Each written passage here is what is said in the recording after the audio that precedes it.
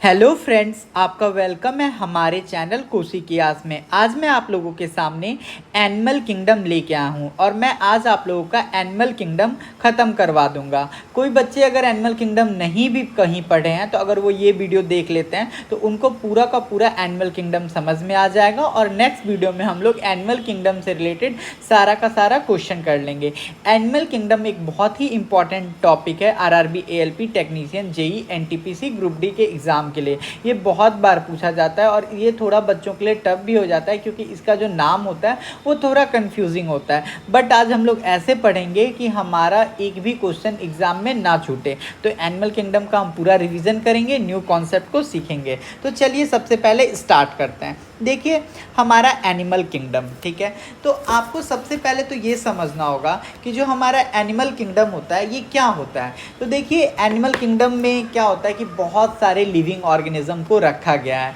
तो क्या होता है, सारे लिविंग ऑर्गेनिज्म का जो प्रॉपर्टी है, नेचर है, उनके खाना खाने का तरीका है, ठीक है, वो उनका जो सेल है वो सब कुछ क्या है, अलग है। कुछ जानवर जो होते हैं पानी में रहते हैं, कुछ बाहर लैंड पे रहते हैं, कुछ जो होते हैं हमारे उनका जो खाने का नेचर होता है वो क्या होता है, सैरोफेटिक होता है। सैरोफेटिक का मतलब होता है कुछ लोग कुछ जानवर ऐसे होते हैं जो मरे हुए जीव को खाना पसंद करते हैं। बहुत सारा चीज़ है, बॉडी में जो सर्कुलेशन होता है वो सब अलग अलग होता है। तो इसी के वजह से जो हमारे साइंटिस्ट थे उन्होंने क्या किया कि एनिमल किंगडम में ना क्लासिफिकेशन कर दिया। एनिमल किंगडम में क्या कर दिया, क्लासिफिकेशन उन्होंने किया। किसका किया क्लासिफिकेशन, तो लिविंग ऑर्गेनिज्म का, ठीक है। इतना बात समझ में आया। एनिमल किंगडम में हम लोग क्या पढ़ेंगे, एनिमल किंगडम में हमने क्या किया, जो हमारे पास लिविंग बींग्स थे उसको हमने क्लासीफाई कर दिया। इतना बात आपको समझ में आ गया होगा, ठीक है। अब देखिए जब आप क्लासिफिकेशन ऑफ लिविंग थिंग्स को पढ़ते हो, क्लासिफिकेशन ऑफ लिविंग ऑर्गेनिज्म के बारे में पढ़ते हो, जैसे मैं अभी क्या पढ़ाने जा रहा हूँ आपको, एनिमल किंगडम। और एनिमल किंगडम में मैं आपको क्या पढ़ाने जा रहा हूँ कि क्लासिफिकेशन ऑफ लिविंग थिंग। जब भी मैं आपको बताऊँ कि क्लासिफिकेशन ऑफ लिविंग थिंग, तो इसको अगर आप क्लासिफिकेशन ऑफ लिविंग थिंग पढ़ते हो तो इसको बोलते हैं हम लोग क्या, टैक्सोनॉमी। टैक्सोनॉमी का मतलब होता है, मैं आपको बता देता हूँ, ये बहुत बार क्वेश्चन पूछता है कि टैक्सोनॉमी का मतलब क्या होता है। तो टैक्सोनॉमी का मतलब होता है टू स्टडी लिविंग ऑर्गेनिज्म। अब आपको समझ में आ गया टैक्सोनॉमी का मतलब क्या होता है। टैक्सोनॉमी का मतलब होता है टू स्टडी लिविंग ऑर्गेनिज्म। तो अब हम देखते हैं कि हमारा क्लासिफिकेशन जो था वो कैसे हुआ था और कितने बार हुआ था, ठीक है। जैसे टू किंगडम क्लासिफिकेशन होता है, फिर मेरा 3 किंगडम क्लासिफिकेशन होता है और 4 किंगडम क्लासिफिकेशन होता है। तो जनरली हमारे सिलेबस में 2, 3, 4 और 5 है, ठीक है। तो हम इन सारे को कवर करेंगे। तो चलिए स्टार्ट करते हैं। तो हमारे एक साइंटिस्ट थे, वो साइंटिस्ट का नाम क्या था, सर कार्ल लेनियस। क्या नाम था उस साइंटिस्ट का, उस साइंटिस्ट का नाम था सर कार्ल लेनियस। इन्होंने क्या किया बच्चों, इन्होंने एनिमल किंगडम को 2 भाग में बांटा। इन्होंने क्या किया, एनिमल किंगडम को 2 भाग में बांटा। और ये क्या किए, पहला भाग को इन्होंने बोला प्लांटी। पहले भाग को इन्होंने क्या क्लासिफिकेशन किया, प्लांटी, और दूसरे भाग को इन्होंने क्लासिफिकेशन किया एनिमिलिया। जो हमारे कार्ल लेनियस थे इन्होंने क्या किया, जो हमारा एनिमल किंगडम था इसको इन्होंने 2 भाग में बांटा। पहले भाग को बोला प्लांटी और दूसरे भाग को क्या बोला, एनिमिलिया, ठीक है। इतना बात आपको समझ में आ गया। फिर हमारे एक और साइंटिस्ट आए, उनका नाम था सर हैकल। क्या नाम था, सर हैकल। उन्होंने क्या किया, जो हमारा एनिमल किंगडम था उसको 3 भाग में बांटा। उन्होंने क्या किया, 3 भाग में बांटा। इन्होंने क्या किया, 3 भाग में बांटा। तो देखो पहला प्लांटी और एनिमल तो पहले से ही था, एक मेरा नया और जुड़ गया। और वो क्या जुड़ा, ये मेरा जुड़ा प्रोस्टिस्टा। ये मेरा क्या जुड़ा, प्रोस्टिस्टा। तो 3 किंगडम क्लासिफिकेशन कौन किया था, बहुत बार एग्जाम में क्वेश्चन पूछता है। तो आप क्या बोलोगे, सर हैकल ने 3 किंगडम क्लासिफिकेशन किया था। पूछ देगा बताइए 3 किंगडम क्लासिफिकेशन में किसको जोड़ा गया, तो आप क्या बोलोगे कि प्रोस्टिस्टा को जोड़ा गया था। पहले से क्या मौजूद था, प्लांटी और एनिमल, ठीक है। फिर देखिए हमारे एक और साइंटिस्ट आए, उनका नाम क्या नाम था, उनका नाम था सर कोपलैंड। क्या नाम था उनका, सर कोपलैंड। इन्होंने क्या किया, हमारे किंगडम क्लासिफिकेशन को, हमारा जो एनिमल किंगडम था उसको 4 भाग में बांट दिया, ठीक है। और कौन कौन सा, तो पहला तो हमारा प्लांटी भी था, एनिमल भी था, फिर हमारा कौन सा था, प्रोटिस्टा भी था। इन्होंने क्या जोड़ा, तो इन्होंने बोला कि अब हमारे एनिमल किंगडम में एक और क्लासिफाइड ग्रुप रहेगा, उसको उन्होंने क्या नाम दिया, मोनेरा दिया। ठीक है, फिर हमारे एक लास्ट क्लासिफिकेशन करने के लिए एक साइंटिस्ट है जिनका क्या नाम था, सर आर.एच. व्हिटकर। इन्होंने क्या दिया, इन्होंने 5 किंगडम क्लासिफिकेशन दिया, और इनका जो 5 किंगडम क्लासिफिकेशन था बच्चों, ये बहुत ही सक्सेसफुल था। देखिए क्लासिफिकेशन में एक्चुअली अब आप बोलोगे कि सर 2, 3, 4, 5 5 बार क्यों डिवीज़न करना पड़ा। क्या हो रहा था ना, जब प्लांटी और एनमिलिया को किया गया तो बहुत सारा प्रॉपर्टीज़ जो हमारे ऑर्गेनिज्म के थे वो अब भी हमारे क्लासीफाई करने के बाद भी कवर नहीं हो पा रहे थे। देखिए आपको समझ में नहीं आया तो मैं आपको एक एग्जांपल देता हूँ। एग्जाम्पल ये है कि जैसे देखिए हमारे क्लास में बच्चे हैं, ठीक है, हमारे क्लास में 40 बच्चे हैं, और उनको आपको ये बोल दिया जाए कि आप 40 बच्चे को क्लासीफाई करो और हर बच्चे को आपको क्लासीफाई कर देना है। तो आप मान के चलो आपने 2 ग्रुप बनाया, एक ऐसा ग्रुप बनाया जो बच्चे बहुत पढ़ने में तेज़ हैं, और दूसरा बच्चा ऐसा बनाया जो बच्चे पढ़ने में कम तेज़ हैं। ठीक है, तो आपने क्या किया, डिवाइड कर दिया। लेकिन दोस्तों एक ऐसा भी तो ग्रुप बनना चाहिए ना जो बच्चे क्या कहते हैं बीच वाले हों, जो एवरेज स्टूडेंट हो। तो फिर आप क्या करोगे, फिर कोई तीसरा व्यक्ति आएगा, उसको क्लास को क्या करेगा, 3 वे में क्लासीफाई कर देगा, एक तो बहुत तेज़ बच्चा, एक एवरेज बच्चा और एक कम तेज़ बच्चा।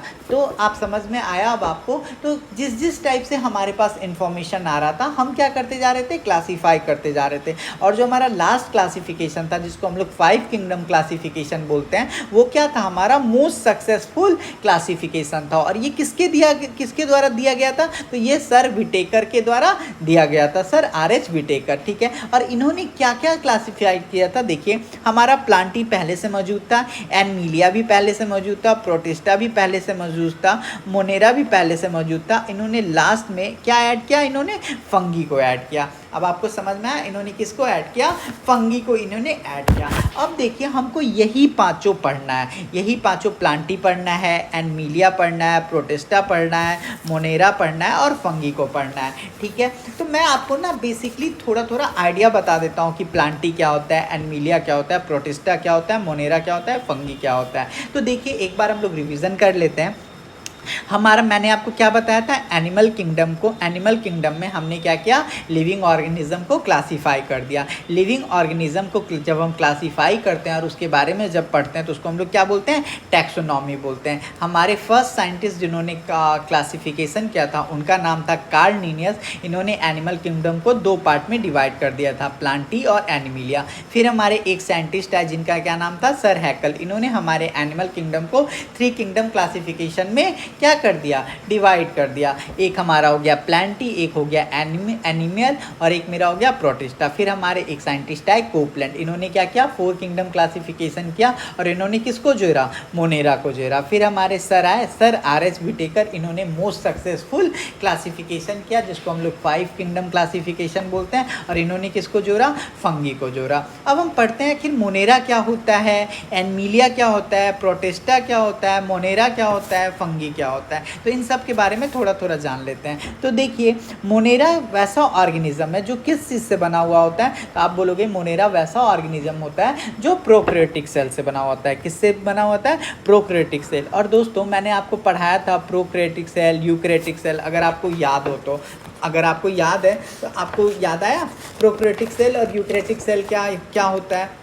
तो जी हाँ सर, आप बोलोगे कि हाँ सर हमको याद आ गया प्रोकैरियोटिक सेल और यूकैरियोटिक सेल क्या होता है। ठीक है, तो देखिए इसका जो सेल होता है ना, ये कैसा होता है, यूनिसेलुलर होता है, और इसके अंदर जो न्यूक्लियर मेंबर होते हैं वो एब्सेंट होते हैं। मैंने आपको पहले भी बताया था ना कि प्रोकैरियोटिक और यूकैरियोटिक में प्रोकैरियोटिक का मतलब बताया था ना, प्रोकैरियोटिक वह सेल होता है जिसके अंदर क्या होता है, मेरा न्यूक्लियस नहीं होता है। प्रोकैरियोटिक के अंदर क्या नहीं होता है, न्यूक्लियस नहीं होता है। प्रो का मतलब क्या होता है, प्रिमिटिव, और कैरियोटिक का मतलब क्या होता है, न्यूक्लियस। मैंने आपको बताया था सेल वाले चैप्टर में, प्रो का मतलब होता है प्रिमिटिव, कैरियोटिक का मतलब होता है न्यूक्लियस। इसका जो प्रोकैरियोटिक सेल सेल होता है उसमें न्यूक्लियस क्यों नहीं होता है? क्योंकि देखो इसका जो न्यूक्लियस होता है ना डेवलप होने से पहले ही इमैच्योर रह गया था, ठीक है, इसी वजह से। और इसका जो न्यूक्लियस है वो काफ़ी पुराना है, तो इस वजह से ये इसके अंदर न्यूक्लियस नहीं होता है। तो मोनेरा कैसा है ऑर्गेनिज्म है जिसके जो सेल्स होते हैं वो किस चीज़ से बने होते हैं? प्रोकैरियोटिक। और प्रोकैरियोटिक से बने हुए हैं तो इसके अंदर न्यूक्लियस नहीं होंगे।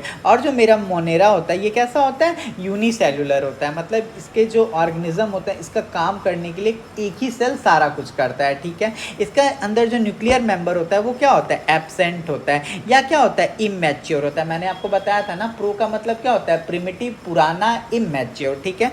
अब बात करते हैं देखिए प्लांटी, एनिमिलिया, फंगी और प्रोटिस्टा के बारे में। तो जो मेरा प्लांटी था मोनेरा, देखिए मोनेरा मेरा प्रोकैरियोटिक था, आप याद रखिएगा। मोनेरा जो मेरा था यहाँ पे ये देखिए ये जो मोनेरा था ये किसके सेल से बना हुआ है? तो प्रोकैरियोटिक से बना हुआ है। बाकी जैसे आपका हो गया प्लांटी, एनिमिलिया, प्रोटिस्टा और फंगी, तो ये मेरा सारा बना हुआ है यूकैरियोटिक सेल से। तो अगर आपसे एग्जाम में क्वेश्चन पूछे प्लांटी किस सेल से बना हुआ है तो आप क्या बोलोगे? यूकैरियोटिक। पूछेगा एनिमिलिया किस सेल से बना हुआ है तो आप क्या बोलोगे? यूकैरियोटिक। पूछेगा फंगी किस सेल से बना हुआ है तो आप क्या बोलोगे? यूकैरियोटिक। और आपसे पूछेगा प्रोटिस्टा किस चीज़ से बना हुआ है तो आप क्या बोलोगे? यूकैरियोटिक। तो अब यूकैरियोटिक के बारे में अब हम थोड़ा सा तो देखिए जो मेरा यूकैरियोटिक होता है ये मल्टी सेलुलर ऑर्गेनिज्म होता है और इसके अंदर क्या होता है? न्यूक्लियस भी होता है। और ये एक तरह का क्या होता है? मैच्योर सेल होता है। इसके अंदर जो मेरा न्यूक्लियर मेम्ब्रेन होता है वो क्या होता है? प्रेजेंट होता है, क्योंकि न्यूक्लियस होगा तो न्यूक्लियर मेम्ब्रेन भी होगा। और इसके अंदर लाइजोसोम्स भी होता है, राइबोसोम्स भी होता है, सब कुछ होता है। तो यूकैरियोटिक जो होता है वो मेरा क्या होता है? मैच्योर सेल से बना हुआ होता है, मल्टी सेलुलर ऑर्गेनिज्म होता है, ठीक है।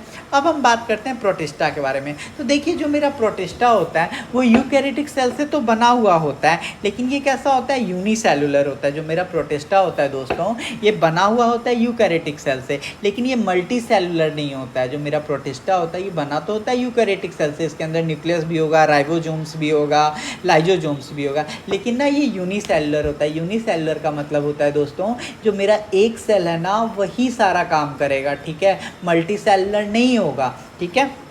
अब देखिए बात करते हैं फंगी, प्लांटी और एनिमिलिया का। तो जो मेरा फंगी होता है ना, फंगी, प्लांटी और एनिमिलिया है ना, ये मेरा कैसा है? यूकैरियोटिक है और ये कैसा है? मल्टी सेलुलर है। जो मेरा फंगी, प्लांटी और एनिमिलिया है ना ये मेरा कैसा होता है? यूकैरियोटिक सेल भी होता है, मल्टी सेलुलर भी होता है। मल्टी सेलुलर का मतलब हो गया कि डिफरेंट फंक्शन को परफॉर्म करने के लिए डिफरेंट सेल अवेलेबल होते हैं। इतना बात आपको समझ में आ गया। और जो मेरा मोनेरा होता है मैंने आपको पहले ही बता दिया था, मोनेरा जो होता है मेरा प्रोकैरियोटिक होता है और यूनिसेलुलर होता है। तो अब आपको याद रहेगा, आप बोलोगे यस सर याद रहेगा। मैं पूछूंगा बताओ मोनेरा कौन सा सेल होता है मोनेरा के अंदर, तो आप बोलोगे प्रोकैरियोटिक सेल। मैं पूछूंगा प्रोटिस्टा बताओ तो बोलोगे आप सर मोनेरा को छोड़ के तो सब यूकैरियोटिक होते हैं। मैं बोलूँगा बिल्कुल सही बात है। अब मैं पूछूंगा बताओ प्रोटिस्टा जो होता है वो यूनिसेलुलर होता है कि मल्टी सेलुलर होता है, तो आप बोलोगे यूनिसेलुलर होता है। फिर मैं पूछूंगा बताओ मोनेरा, तो आप बोलोगे सर मोनेरा तो यूनिसेलुलर होता ही है, ठीक है। तो मेरे पास 2 यूनिसेलुलर होते हैं और 3 मल्टी सेलुलर होते हैं, ठीक है। इतना बात आपको समझ में आ गया। और 5 किंगडम क्लासिफिकेशन कौन किया था कमेंट में बताओ, तो आपका जवाब होगा सर आर.एच. विटेकर, ठीक है। अब देखिए मेरा जो प्लांट्स होता है, प्लांट्स के बारे में, प्लांट्स जो होता है वो तो या तो ऑटोट्रॉफिक होता है या ऑटोट्रॉफिक होता है। जो मेरा प्लांट्स होता है वो क्या होता है? ऑटोट्रॉफिक होता है। मतलब प्लांट ऑटोट्रॉफिक का मतलब होता है कि वैसा ऑर्गेनिज्म जो अपना खाना खुद से पकाए, ठीक है। आप जानते होंगे कि जो हमारा प्लांट होता है वो क्या करता है? फोटोसिंथेसिस करता है, और फोटोसिंथेसिस से वो क्या करता है? अपना खाना खुद से बनाता है। लेकिन जो हम ह्यूमंस होते हैं, हम ह्यूमंस क्या होते हैं? हेटरोट्रॉफिक। तो ऑटोट्रॉफिक का यहाँ पे आपको डेफिनेशन समझाया गया है कि plants are autotrophic, they prepare their food by own and this process is called photosynthesis. जो हमारा प्लांट होता है वो खाना खुद से बनाता है, तो इस वजह से जो हमारा प्लांट है जो खाना खुद से बनाता है उसको हम लोग क्या बोलते हैं? ऑटोट्रॉफिक। और प्लांट खाना कैसे बनाता है उस प्रोसेस को क्या बोलते हैं? तो उस प्रोसेस को हम लोग बोलते हैं फोटोसिंथेसिस, ठीक है।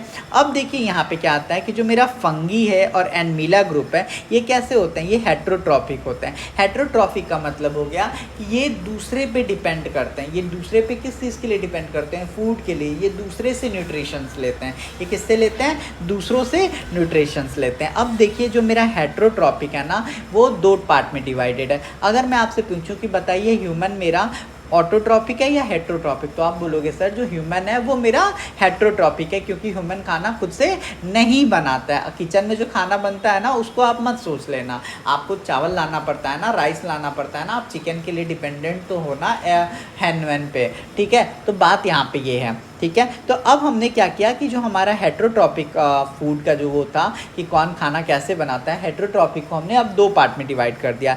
एक मेरा हो गया होलोजोइक मोड और एक मेरा हो गया सैप्रोफाइटिक मोड।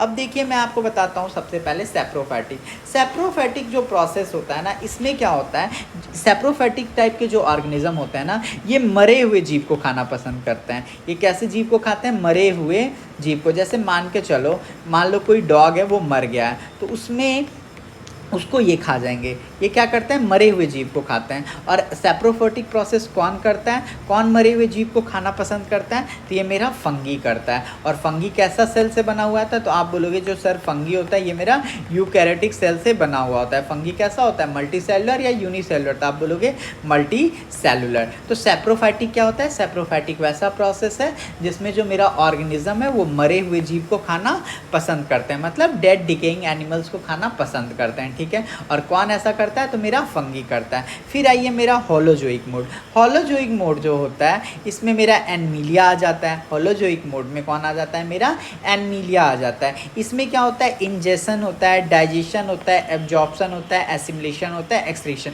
मतलब ये जो होलोजोइक मोड है ना, ये पूरा डाइजेशन सिस्टम, जैसे डाइजेशन सिस्टम, इंजेशन का मतलब मैंने आपको बताया था ना कि मतलब खाना जब आप मुंह में लेते हो ना तो इसको आप क्या बोलते हो? इंजेशन कर रहे हैं, हम ले रहे हैं मुंह में, जो आप खाना चबाते हो। फिर वो पेट में जाता है, 2 घंटे तक वैसे ही पड़ा रहता है। फिर उसमें से क्या होता है, मेरा जो इंपॉर्टेंट न्यूट्रिएंट्स होता है वो एब्जॉर्ब होता है। एक्सक्रीशन का मतलब हो गया कि जो हमारा वेस्ट प्रोडक्ट होता है वो हम क्या करते हैं? वॉशरूम में जाके उसको एक्सक्रीट आउट कर देते हैं बॉडी से, टॉक्सिक सब्सटेंसेस को। तो होलोजोइक मोड समझ में आ गया। होलोजोइक मोड जो होता है ये 5 स्टेप में प्रोसेस होता है। सैप्रोफाइटिक मोड जो हो गया ये मेरा क्या हो गया?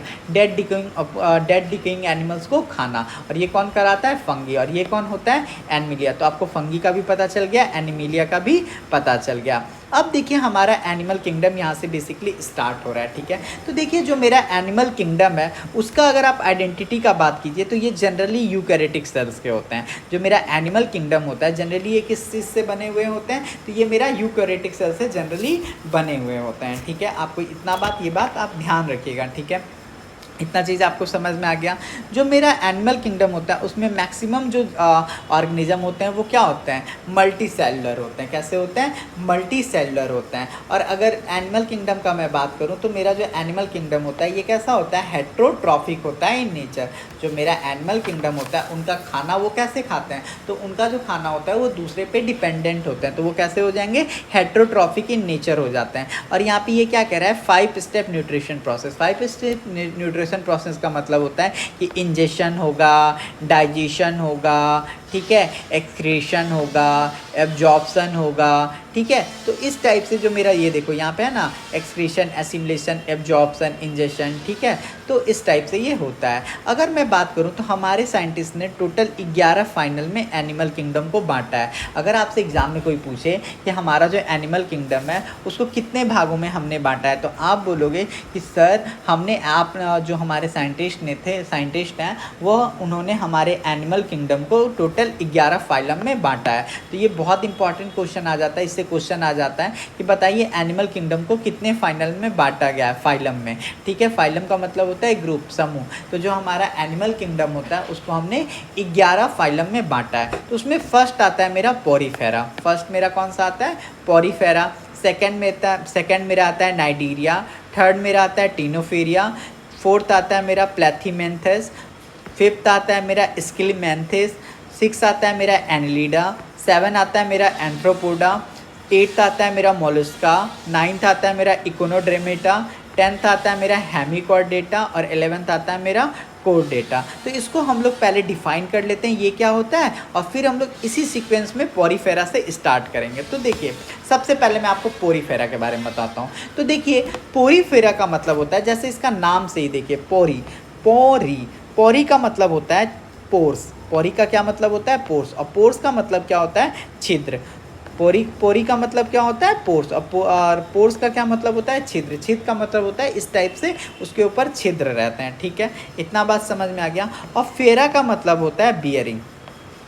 बियरिंग का मतलब, फेरा का मतलब होता है बियरिंग, मतलब जो मेरा पॉरीफेरा होता है उसके ऊपर क्या होता है, मान लो ये मेरा पॉरीफेरा है तो इसके ऊपर क्या होंगे, इस टाइप से इसके अंदर क्या होंगे, पोर्स होंगे, और पोर्स इसके ऊपर रहते हैं, तो इसी को बोलते हैं पॉरीफेरा। तो मैंने आपको पॉरीफेरा का मतलब बताया। पॉरी का मतलब होता है पोर्स, फेरा का मतलब होता है बियरिंग। जो मेरा पॉरीफेरा होता है उसके ऊपर छिद्र होता है। इतना बात आपको समझ में आ गया, ठीक है। अब आप बोलोगे कि सर आखिर ये जो पोर्स होता है इसका काम क्या होता है? तो जो मेरा पोर्स होता है ना, इसके थ्रू, ये जो मेरा पोर्स होता है इसके थ्रू क्या होता है, वाटर के थ्रू इसके अंदर मिनरल्स जाता है। समझ में आ गया? जो मेरा पोर्स का है, पोर्स है, उसका काम क्या है? तो पोर्स का काम है इसको मिनरल्स पहुंचाना। इतना बात आपको समझ में आ गया, ठीक है। वही कह रहा है such animal that have pores in their body, ठीक है। पॉरीफेरा में वैसे ही वैसे ही आप एनिमल को रखते हो जिसके ऊपर क्या होता है, पोर्स होता है, ठीक है। और ये जो पॉरीफेरा के जो पॉरीफेरा के अंदर जितने भी एनिमल आते हैं वो कहाँ रहते हैं, तो वो एक्वेटिक एनिमल में रहते हैं। और आप ये सीक्वेंस देखना कि अभी जो भी हम एनिमल के बारे में पढ़ रहे हैं वो पानी में पढ़ रहे हैं, कोई भी अभी लैंड पे हम आए नहीं है। इस बात को भी आप ध्यान में रखिएगा दोस्तों। तो जो मेरा पॉरीफेरा होता है उसके ऊपर पोर्स होता है, फेरा का मतलब बियरिंग होता है। जो मेरा पॉरीफेरा में जो मेरा पोर्स होते हैं ये क्या करते हैं, वाटर के थ्रू मिनरल इस एनिमल को पहुंचाते हैं, ठीक है। जो मेरा पॉरीफेरा होता है वो किस पॉरीफेरा के अंदर कौन से एनिमल्स रहते हैं, तो एक्वेटिक एनिमल रहते हैं। तो इतना बात मैंने आपको बता दिया, समझ में आ गया। और जो मेरा एक और पॉइंट जान ही लो, जो मेरा पॉरीफेरा है ना इसका बॉडी का डेवलपमेंट नहीं होता है।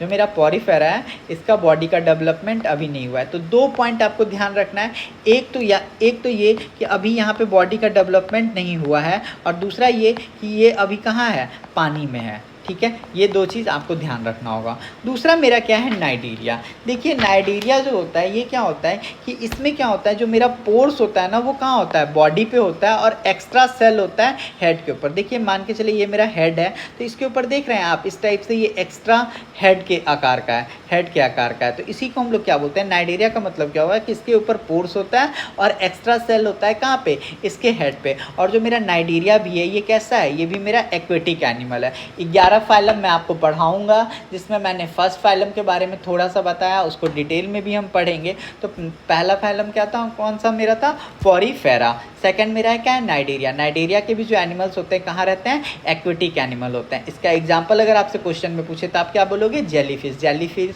पूछेगा एग्जाम में कि जेलीफिश जो है वो कौन से फाइलम से बिलोंग करता है, तो आप क्या बोलोगे कि सर जेलीफिश जो है वो नाइडीरिया फाइलम से बिलोंग करता है। फिर देखिए मेरा कौन सा है, टीनोफेरा। जो मेरा टीनोफेरा है ये क्या करता है, साइन करता है कौन से कलर का, डार्क का, और इसके अंदर से क्या होता है, लाइट इमिट होता है। जो टीनोफेरा फाइलम में जो ऑर्गेनिज्म आते हैं, एनिमल आते हैं, उनके अंदर से क्या होता है, लाइट इमिटिंग होता है, ठीक है।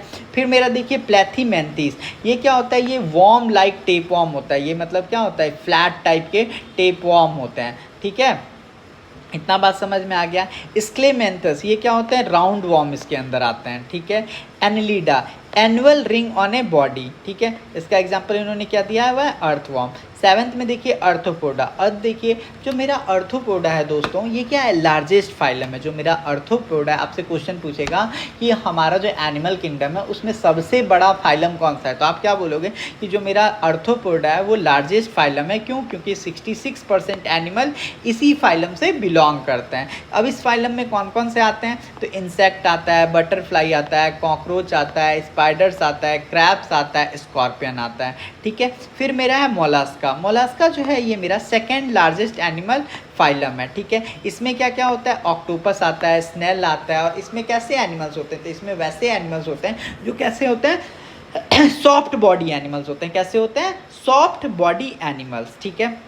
इतना बात आपको समझ में आ गया। फिर देखिए मेरा क्या है, इकोनोडर्मेटा। कौन सा है मेरा, इकोनोडर्मेटा। तो जो मेरा इकोनोडर्मेटा होता है ये क्या होता है, इसके स्पाइंस होते हैं स्किन पे। एग्जाम्पल मेरा स्टारफिश। फिर देखिए मेरा क्या है, हेमिकॉर्डेटा। अभी तक हम लोग पानी से बाहर नहीं आया। फिर मेरा हेमिकॉर्डेटा। ये जो हेमिकॉर्डेटा है ये क्या है मेरा, एक्वेटिक एनिमल है। कैसा एनिमल है, एक्वेटिक एनिमल है, ठीक है। और लास्ट मेरा chordata, animal that have backbone in their body. ये ऐसा एनिमल्स होते हैं जिनके अंदर क्या होता है, बैकबोन होता है, ठीक है। एक और चीज़ मैं आपको बता दूं, यहाँ से देखिए जो मेरा आर्थ्रोपोडा है, आर्थ्रोपोडा से लेके मेरा इकोनोडर्मेटा तक, इन जो भी फाइलम में आर्थ्रोपोडा, मोलस्का और इकोनोडर्मेटा, ये कैसे होते हैं? तो ये नॉन कॉर्डेट्स होते हैं। कैसे होते हैं? Non chordates. नॉन कॉर्डेट्स का मतलब होता है दोस्तों, इनके अंदर रीढ़ का हड्डी नहीं होता है। क्या नहीं होता है? इनके अंदर रीढ़ का हड्डी नहीं होता है। तो मैंने आपको क्या क्या पढ़ाया? मैंने आपको ये पढ़ाया कि एनिमल किंगडम का हम लोग क्लासिफिकेशन पढ़ते हैं। एनिमल किंगडम को हमने 4 पार्ट में बांटा है, सॉरी 11 फाइलम में बांटा है, जिसमें मैंने आपको सबका नाम बताया। सबका नाम क्या बताया? पहला पॉरीफेरा, दूसरा नाइडेरिया, तीसरा टीनोफेरिया, चौथा प्लैथिमियंथिस, 5th मेरा स्क्लेमेंथिस, 6th मेरा एनिलीडा, 7th मेरा आर्थ्रोपोडा, 8th मेरा मोलस्का, 9th मेरा इकोनोडर्मेटा, 10th मेरा हीमोकॉर्डेटा और 11th मेरा कॉर्डेटा। ठीक है, इसके बारे में मैंने आपको बता दिया है। एनिमल किंगडम का आइडेंटिटी मैंने बता दिया कि जो एनिमल किंगडम होते हैं वो कैसे होते हैं? यूकैरियोटिक सेल से बने होते हैं, मल्टी सेलुलर होते हैं। इनका न्यूट्रिशन मोड कैसा होता है? हेट्रोट्रॉपिक होता है। और ये 5 स्टेप न्यूट्रिशन प्रोसेस को क्या करते हैं? फॉलो करते हैं। अब एक बाई एक, मतलब एक एक करके हम सारा 11 फाइलम पढ़ेंगे। ठीक है, हम लोग पॉरीफेरा फाइलम स्टार्ट करते हैं। देखिए, पॉरीफेरा फाइलम के बारे में अगर हम बात करते हैं तो जो मेरा पॉरीफेरा फाइलम है ना, ये हमारे सारे फाइलम में सबसे प्रिमिटिव है। सबसे प्रिमिटिव का मतलब हो गया कि सबसे ज़्यादा पुराना। आप जब भी प्रिमिटिव शब्द देखो तो प्रिमिटिव का मतलब ही होता है क्या? ओल्डेस्ट, पुराना। ठीक है, तो पॉरीफेरा फाइलम का सबसे फर्स्ट पॉइंट आप याद रखिए कि ये सबसे पुराना है, मतलब प्रिमिटिव फाइलम है हमारे एनिमल किंगडम का। फर्स्ट पार्ट याद हो गया। ठीक है, सेकेंड आप याद रखिए कि जो मेरा पॉरीफेरा होता है ना, जो मेरा पॉरीफेरा होता है, देखिए पॉरीफेरा का कुछ इस टाइप से स्ट्रक्चर होता है। ये जो मेरा पॉरीफेरा है ना, इसके अंदर पोर्स होते हैं। इसके अंदर क्या होते हैं? ये पोर्स होते हैं। देखिए, इसके अंदर ये पोर्स हैं। और ये पोर्स में क्या होता है ना कि जब वाटर इसके अंदर जाता है ना, ये पोर्स जो होता है वाटर को क्या करता है? अलाउ करता है। ये वाटर देखिए, ये क्या करता है? वाटर को अलाउ करता है। और इस वाटर में क्या क्या रहता है? तो इस वाटर में रहता है मिनरल्स। और ये मिनरल्स जो होता है ये पॉरीफेरा को हेल्प करता है। ठीक है, समझ में आ गया? ये जो पॉरीफेरा है इस पोर्स के थ्रू वाटर को अंदर आने देते हैं, और वाटर आने से क्या होता है? मिनरल्स इनके अंदर आता है और ये इस मिनरल को क्या करते हैं? लेते हैं। ठीक है, आपको समझ में आ गया? और ये जो पोर्स होता है, इस पोर्स को हम जनरली किस नाम से जानते हैं? ऑस्टा। इस पोर्स को हम लोग किस नाम से जानते हैं? ऑस्टा। तो सेकंड आपको क्या पता चला कि पॉरीफेरा फाइलम जो होता है, इसके अंदर जो हमारे ऑर्गेनिज्म होते हैं उनके ऊपर क्या होता है? उनके ऊपर पोर्स होता है। ये पोर्स बियरिंग एनिमल होते हैं, इसीलिए इनका नाम क्या है? पॉरीफेरा। पॉरी का मतलब क्या होता है? पोर्स, और फेरा का मतलब होता है बियरिंग। इतना बात में किसी को दिक्कत नहीं सर। जो मेरा थर्ड पॉइंट देखिए, जो मेरा पॉरीफेरा होता है ना, ये कैसे एनिमल होते हैं? एक्वेटिक एनिमल होते हैं। एक्वेटिक एनिमल का क्या मतलब सर? नदी में नहीं, ये जो होता है ये हमारा मरीन वाटर में जनरली पाया जाता है। किस में पाया जाता है?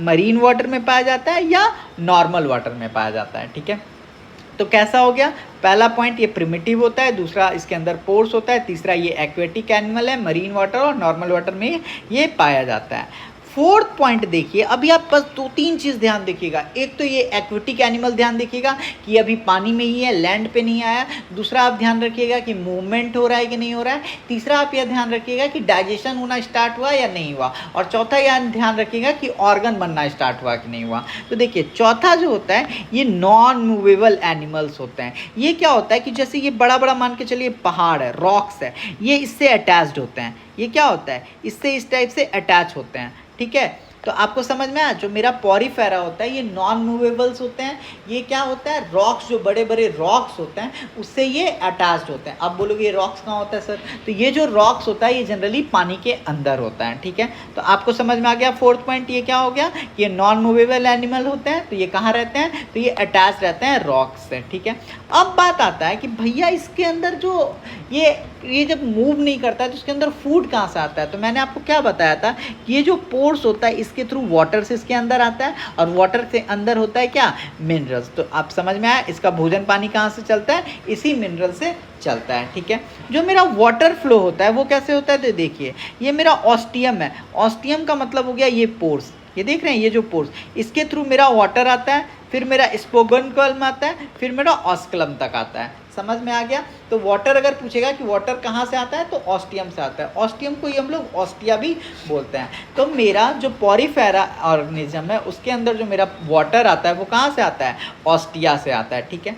जो मेरा फिफ्थ पॉइंट देखिए, जो मेरा पॉरीफेरा इसके अंदर कोई डाइजेस्टिव सिस्टम नहीं होता है। देखिए अभी तक डाइजेस्टिव सिस्टम का निर्माण ही नहीं हुआ है। तो जो मेरा पॉरीफेरा ऑर्गेनिज्म है उनके अंदर डाइजेस्टिव सिस्टम नहीं होता है, ठीक है। ये इनके अंदर कैनल सिस्टम होता है। कैनल सिस्टम का मतलब क्या हो गया कि जो मेरा वाटर होता है वो पोर्स के थ्रू इंटर करता है और आउट भी कहाँ से कर जाता है, पोर्स के थ्रू ही। और वो जब पोर्स के थ्रू बाहर जा रहा होता है तो उनके अंदर क्या हो जा रहा है, क्या बस रह जाता है, तो वो जो मेरा पॉरीफेरा है वो क्या करता है, मिनरल्स को ऑब्जर्व कर लेता है। इतना बात समझ में आ गया कि पॉरीफेरा के अंदर कोई डाइजेशन नहीं होता है। पॉरीफेरा के अंदर कैनल सिस्टम होता है। कैनल सिस्टम का मतलब क्या हुआ, वाटर इसके अंदर जाता है। वाटर किसके थ्रू जाता है, आप सारे लोग इस बात को बताइए कि वाटर जो होता है वो किसके थ्रू जाता है, तो वाटर जो होता है ऑस्टिया के थ्रू जाता है। देखिए ये ऑस्टिया है, ऑस्टिया के थ्रू जाता है, ये ऑस्टिया दिख रहा है, ऑस्टिया के थ्रू जाता है और ऑस्टिया के थ्रू ही बाहर आ जाता है।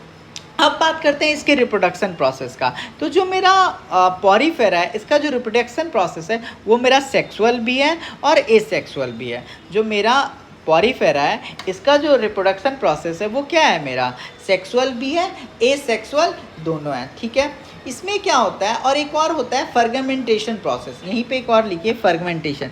फर्गमेंटेशन में क्या होता है ना, जनरली मैं आपको बता ही देता हूँ फर्गमेंटेशन क्या होता है। फर्गमेंटेशन में मतलब क्या होता है कि कोई भी ऑर्गेनिज्म जो होता है टूटता है और जहाँ पे गिरा वहीं पे क्या हो जाता है, न्यू बन जाता है। इसी को हम लोग क्या बोलते हैं, फर्गमेंटेशन बोलते हैं। आपको समझ में आया फर्गमेंटेशन क्या होता है। फर्गमेंटेशन का मतलब हुआ कि कोई भी ऑर्गेनिज्म टूटा और टूट के वहीं पे जो दूसरा ऑर्गेनिज्म बन जाता है उसी को हम लोग बोलते हैं फर्गमेंटेशन। इसका मतलब हुआ ऐसा नहीं कि कोई स्पेसिफिक पार्ट, कोई भी पार्ट टूटेगा तो वहीं बन जाएगा। अब बात करते हैं कि जो मेरा पॉरीफेरा होता है इसके अंदर कौन कौन से ऑर्गेनिज्म आते हैं। तो देखिए मेरा स्पॉन्जिला, याद रखिए स्पॉन्जिला, साइकन, स्पॉन्जिला, ठीक है। ये सारे जो हैं ये मेरा किस में आता है, पॉरीफेरा में आता है। एक और लिखिए यूप्लेक्टेक्ला, ठीक है। ये सब मेरा किस में आता है, ये सारा मेरा पॉरीफेरा में आता है। तो पॉरीफेरा का आपको प्रॉपर्टी पता चल गया। अब आप पढ़िए नाइडेरिया फाइलम, सेकंड फाइलम है। तो देखिए जो मेरा नाइडेरिया फाइलम है इसको हमने डिवाइड किया है दो कैटेगरी में। नाइडेरिया फाइलम को हमने कितने फाइलम में डिवाइड किया है, दो फाइलम में, ठीक है। एक होता है मोडिशा और एक होता है पॉलिप। जो मोडिशा होता है ये होता है मोटाइल, मतलब जो मेरा नाइडेरिया फाइलम होता है इसको हमने दो पार्ट में डिवाइड कर दिया है, मेडुसा और पॉलिप। जो मेरा मोडिशा होता है इस फाइलम में जो भी रहता है वो क्या कर सकते हैं, वो मूव कर सकते हैं, वो मोटाइल होते हैं, ठीक है।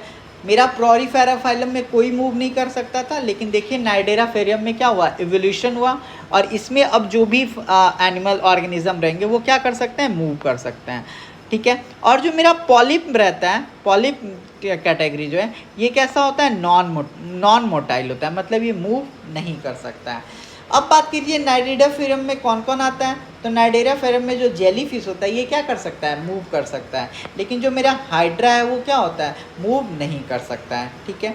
इसके अंदर एक सेल्स होता है जिसको हम लोग क्या बोलते हैं, नीडोब्लास्ट सेल्स।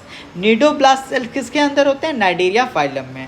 और नाइडेरिया जो फाइलम होता है इसके जो सेल्स होते हैं ना ये कैसे होते हैं, टॉक्सिक सेल्स, ठीक है। इसका मतलब हो गया कि जो मेरा नाइडेरिया फाइलम है इसके अंदर जो ऑर्गेनिज्म है ना उनके अंदर होता है नीडोब्लास्ट सेल और इस सेल्स के अंदर से निकलते रहता है मेरा टॉक्सिक सब्सटेंसेस। और ये टॉक्सिक सब्सटेंसेस अगर आपके स्किन पे लग जाए मान लीजिए तो आपको क्या होने लगेगा, आपको होने लगेगा इचिंग।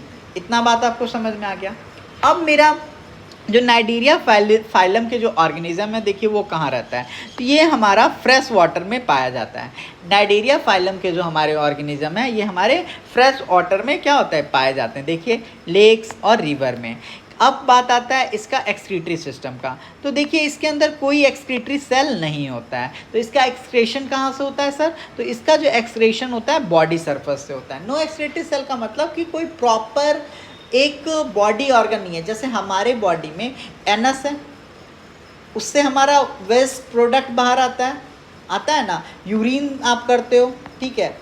तो यू मेल रिप्रोडक्टिव सिस्टम से मेल करते हैं, फीमेल रिप्रोडक्टिव सिस्टम से फीमेल करते हैं, तो ये हमारे पास है। लेकिन जो हमारा नाइडीरिया फाइलम के जो ऑर्गेनिज्म है उनके पास एक्सक्रीटरी सिस्टम नहीं होता है। तो ये कहाँ से करते हैं, तो ये इनका जो एक्सक्रीटरी सब्सटेंसेस है वो कहाँ से आता है, बॉडी सरफेस से।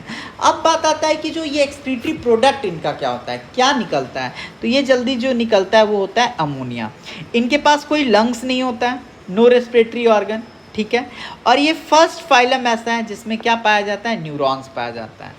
जो मेरा नाइडीरिया फाइलम होता है, ना तो इसमें एक्सक्रीटरी सिस्टम पाया जाता है, ना इसमें रेस्पिरेटरी सिस्टम पाया जाता है, ठीक है। ये फ्रेश वाटर में पाया जाता है। और जो मेरा नाइडीरियम फाइलम है एक ऐसा फाइलम है और फर्स्ट फाइलम है जिसके अंदर क्या पाया जाता है, न्यूरॉन्स। और आपको पता है न्यूरॉन्स कहाँ होता है, ब्रेन में सबसे इम्पॉर्टेंट रोल प्ले करता है। अब बात करते हैं इसके रिप्रोडक्शन के बारे में। तो जो इसका रिप्रोडक्शन होता है वो कैसा होता है, एसेक्सुअल रिप्रोडक्शन होता है, ठीक है। जो मेरा नाइडीरिया फाइलम के जितने भी ऑर्गेनिज्म है उसका रिप्रोडक्शन कैसा होता है, तो एसेक्सुअल रिप्रोडक्शन होता है। और ये जो रिप्रोडक्शन होता है कैसे होता है, तो ये जो रिप्रोडक्शन होता है वो बडिंग के थ्रू होता है। बडिंग के थ्रू के मतलब कि जो इसके सेल्स होते हैं वो क्या होते हैं, ग्राउंड पे गिर जाते हैं, ठीक है। और मेरा न्यू वहाँ पे सेल फॉर्म हो जाता है, मतलब न्यू ऑर्गेनिज्म वहाँ पे फॉर्म हो जाता है। जैसे देखिए ये बडिंग, ये यहाँ से निकला, टूटा, टूट के गिरा यहाँ पे, और ये न्यू फाइलम, और यहाँ पे ये क्या बन गया, न्यू हाइड्रा बन गया। इतना बात समझ में आ गया। तो एग्ज़ाम में बहुत बार पूछा जाता है कि हाइड्रा का जो रिप्रोडक्शन होता है उसको हम लोग क्या बोलते हैं। तो अब आपको याद रहेगा, हाइड्रा के रिप्रोडक्शन को हम लोग हमेशा बोलते हैं बडिंग, ठीक है। इतना बात आपको कोई दिक्कत, तो आप बोलोगे नहीं सर, ठीक है। अब देखिए मेरा जो जेलीफिश है, ओबिलिया है, पॉलिप है, मेडुल्सा है, हाइड्रा है, सेपन है, ये सारे सब मेरे किस में आते हैं, तो ये सारा मेरा आता है किस में, नाइडीरिया फाइलम में। लेकिन इन्होंने क्या किया, हमारे साइंटिस्ट ने, जो हमारा जेलीफिश था ना इसका इन्होंने फाइलम चेंज कर दिया, ठीक है। जो मेरा जेलीफिश था इसका इन्होंने क्या कर दिया, फाइलम चेंज कर दिया। और इसको इन्होंने किस में डाल दिया, तो इन्होंने जेलीफिश को दूसरे फाइलम में डाल दिया, ठीक है। इतना बात आपको समझ में आ गया। अब देखिए मेरा टीनोफेरा के बारे में। तो जो मेरा टीनोफेरा होता है ये किस में पाया जाता है, तो टीनोफेरा के जितने भी ऑर्गेनिज्म है वो मेरा मरीन वाटर में पाया जाता है, ठीक है। अब एग्जाम में आपसे क्वेश्चन पूछेगा, phylum that are only found in marine water. Marine water में कौन कौन से फाइलम पाया जाते हैं, तो आपका पहला ऑप्शन हो जाएगा टीनोफेरा। किस में पाया जाता है, केवल मरीन में। हेमिकोरोडेट्स, इकेनोड्रेमेटा, टीनोफोरा, बायोलुमिनेसेंस, ये सारे किस में पाए जाते हैं, मरीन वाटर में पाए जाते हैं, टीनोफेरा, ठीक है। पॉरीफेरा जो होता है वो मेरा मरीन में भी पाया जाता है और नॉर्मल वाटर में भी पाया जाता है। नाइडीरिया जो होता है मेरा फ्रेश वाटर में, मतलब मेरा जो फ्रेश वाटर लेक्स और रिवर में पाया जाता है। लेकिन जो मेरा टीनोफेरा है वो मेरा किस में पाया जाता है, मरीन वाटर में। तो टीनोफेरा हो गया, हेमिकोडेट्स हो गया, इकेनोडर्मेटा हो गया, टीनोफेरा हो गया, बायोमोलिसेंस हो गया, ये सब किस में पाए जाते हैं, केवल और केवल मरीन वाटर में, ठीक है। जो मेरा टीनोफेरा है इसके अंदर जो मेरे टिश्यू होते हैं वो टिश्यू प्रेजेंट होता है, ठीक है। इनके अंदर डाइजेस्टिव सिस्टम होता है, मतलब इसके अंदर एलिमेंट्री कैनल होता है। एलिमेंट्री कैनल का मतलब मैं बोलूँ तो इसका मतलब इनके अंदर माउथ भी होता है और इनके अंदर एनस भी होता है। मतलब यहाँ से खाना शुरू होता है इंजेशन से और यहाँ पे एक्सक्रेशन से क्या होता है, ख़त्म हो जाता है। समझ में आया। तो मेरा जो टीनोफेरा फाइलम है वहाँ पे डाइजेशन सिस्टम भी है और वहाँ पे टिश्यू भी प्रेजेंट है। और टिश्यू का काम आप सारे लोग को पता है, टिश्यू क्या करता है, स्पेसिफिक टास्क को बांट देता है, ठीक है। जो मेरा टीनोफेरा फाइलम है इसमें जो रेस्पिरेशन अभी भी नहीं है, ठीक है। जो मेरा रेस्पिरेशन है और जो एक्सक्रेशन है अभी भी किस चीज़ से हो रहा है, बॉडी सरफेस से हो रहा है। यहाँ पे एक चीज़ देखिए, मैंने एक चीज़ गलत आपको बता दिया, सॉरी फ्लो में। जो मेरा टीनोफेरा फाइलम है इसमें माउथ तो प्रेजेंट है लेकिन मेरा एनस क्या है, एब्सेंट है। मतलब खाने के लिए मेरा एलिमेंट्री कैनाल है जो मेरा क्या है, इनकम्प्लीट है। देखिए एक्चुअली मेरे को थोड़ा सा सही करने दीजिए। देखिए जो मेरा टीनोफेरा फाइलम होता है, माफ़ कीजिएगा गलती हो गया, टीनोफेरा फाइलम जो होता है इसका जो डाइजेस्टिव सिस्टम होता है ना, इसमें एलिमेंट्री कैनाल तो होता है लेकिन जो एलिमेंट्री कैनाल होता है वो मेरा क्या है, इनकम्प्लीट है।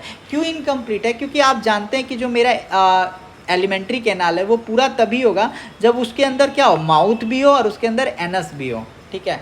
मतलब खाना खाने, इंजेशन के लिए, खाना खाने को हम बोलते हैं इंजेशन, उसके लिए माउथ होना चाहिए और एक्सक्रेशन करवाने के लिए हमारे पास क्या होना चाहिए, एनस होना चाहिए, ठीक है। तो जो मेरा डाइजेस्टिव सिस्टम है वो कंप्लीट तभी होगा जब उसमें माउथ भी हो और उसमें क्या हो, एनस भी हो। लेकिन जो मेरा टीनोफायरा होता है, टीनोफायरा फाइलम, इसमें क्या होता है, केवल माउस प्रेजेंट होता है और एनएस जो होता है यहाँ पे प्रेजेंट नहीं होता है। इतना बात आपको समझ में आ गया।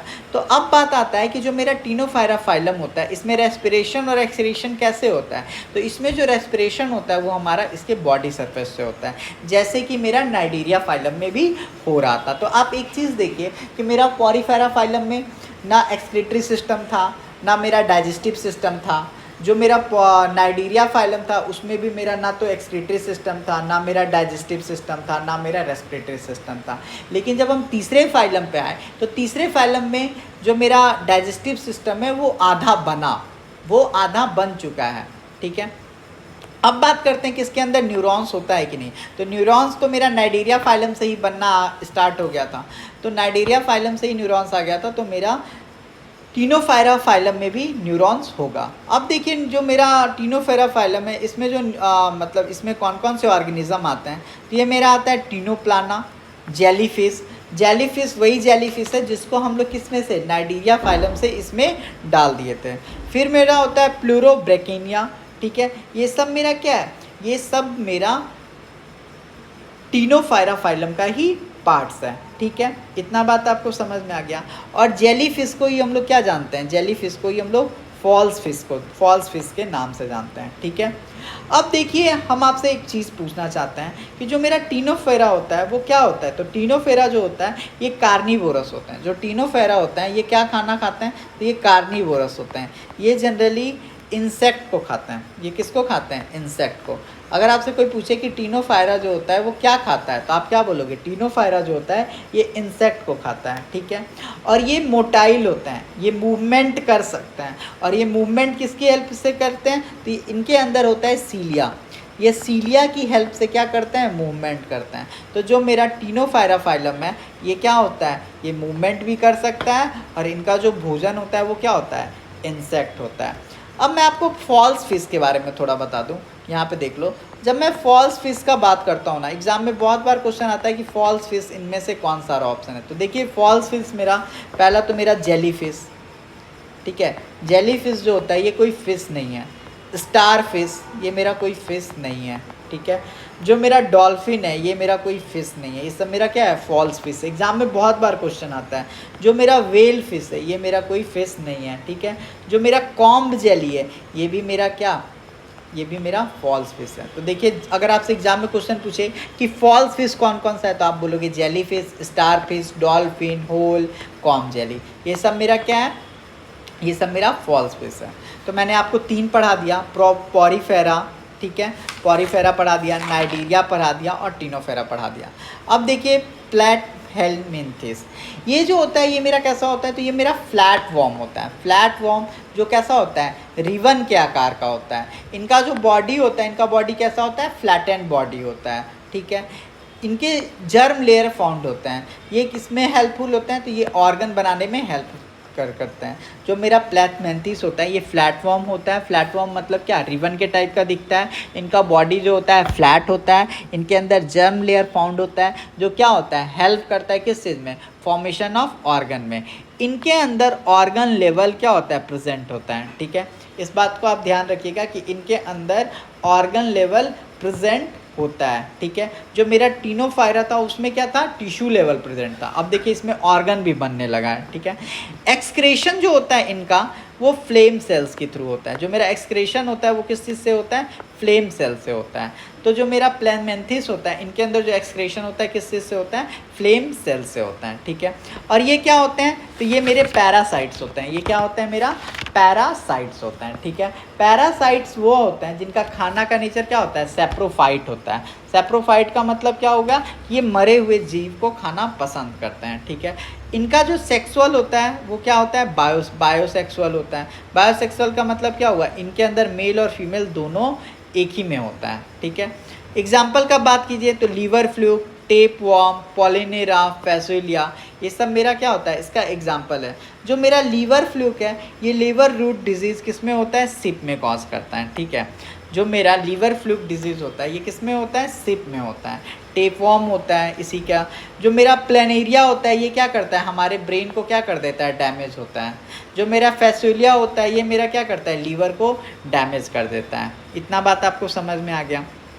जो मेरा टीनिया होता है ना, ये हमारे ह्यूमन बॉडी में भी स्मॉल इंटेस्टाइन में पाया जाता है। जो मेरा टीनिया होता है ये ह्यूमन बॉडी में स्मॉल इंटेस्टाइन में भी पाया जाता है। और जो मेरा ये टीनिया ये भी क्या होता है, प्लेमेंथिस होता है। ठीक है, इतना बात आपको समझ में आ गया कि ये क्या होता है। ठीक है, अब देखिए बात करते हैं स्क्लेमेंथिस का। तो जो मेरा स्क्लेमेंथिस होता है ना, जो मेरा स्क्लेमेंथिस होता है ये कैसा होता है, ये राउंड वॉर्म होता है। ठीक है, और इसके अंदर राउंड क्रॉस सेक्शंस होता है। ठीक है, इतना बात समझ में आ गया।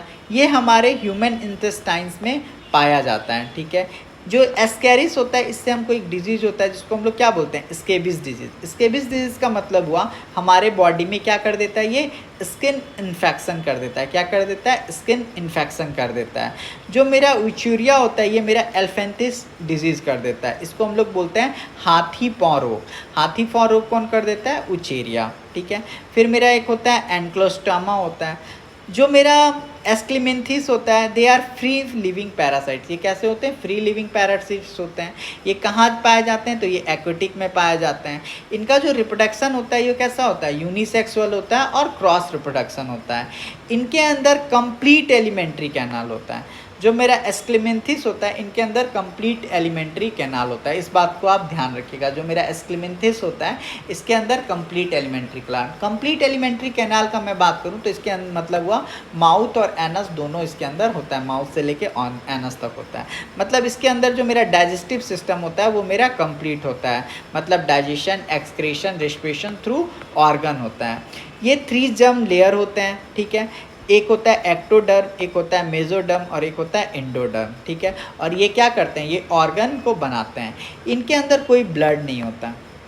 ठीक है, इनके अंदर कोई ब्लड नहीं होता है, इनके अंदर कोई हार्ट नहीं होता है। इस वजह से हम बोल सकते हैं कि इनका सर्कुलेटरी सिस्टम क्या होता है, एब्सेंट होता है। तो अब हमको देखिए इसमें हमको क्या क्या पता चला कि इनके पास डाइजेशन करने के लिए, एक्सक्रीशन करने के लिए, रेस्पिरेशन करने के लिए ऑर्गन आ चुका है। ठीक है, और इनके पास कंप्लीट डाइजेस्टिव सिस्टम होता है माउथ से एनस तक। ठीक है, जो मेरा ये जो था ये एस्क्लेमेंथिसिस का टाइप था अस्क्रिस। ये क्या होता है, ह्यूमन इंटेस्टाइन में पाया जाता है। ये क्या करता है, ह्यूमन इंटेस्टाइन के स्मॉल इंटेस्टाइन को ब्लॉक कर देता है। स्केबीज डिजीज़ जो होता है ये हमारे बॉडी में स्किन इन्फेक्शन कर देता है।